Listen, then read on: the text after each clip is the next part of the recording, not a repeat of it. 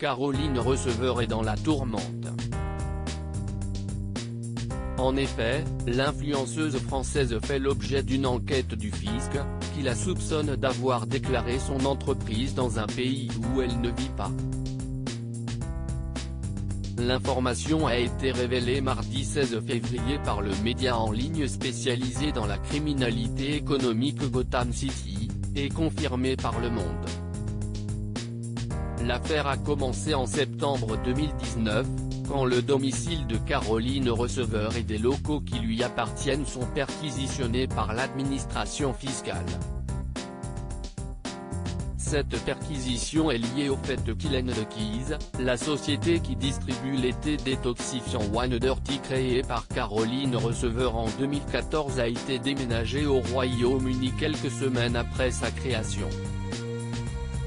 Or pour le fisc, le siège social de la société ne semblerait pas disposer de moyens humains et matériels suffisants pour exercer une activité conforme à son objet social.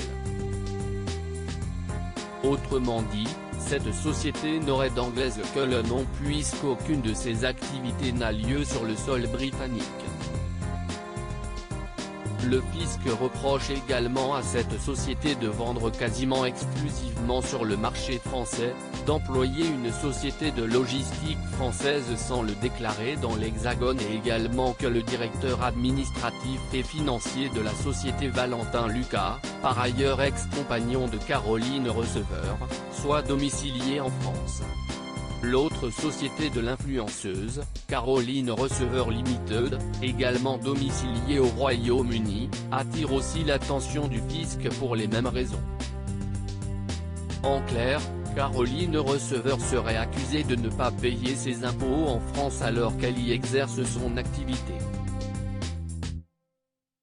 Ses avocats ont essayé d'argumenter que Caroline Receveur vit au Royaume-Uni depuis 2014 et qu'elle est revenue en France pendant sa grossesse en 2018, Madame Receveur ne cesse de jamais cacher de ce retour en France durant quelques mois et a spontanément fait sa déclaration relative à l'impôt sur le revenu afférent à l'année 2018.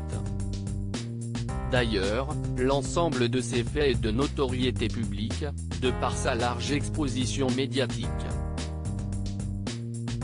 Dès lors, en l'absence d'une quelconque permanence dans ce retour ponctuel pour des raisons médicales en France, aucune présomption d'établissement stable ne pouvait être sérieusement retenue.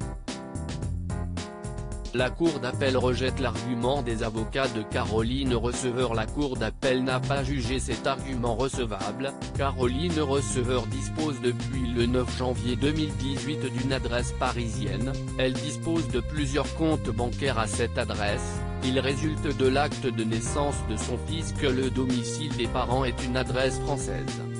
Le site Gotham City, spécialisé dans l'actualité des affaires par les sources judiciaires, note que Caroline Receveur vit depuis quelques mois à Dubaï, où la fiscalité est plus attractive.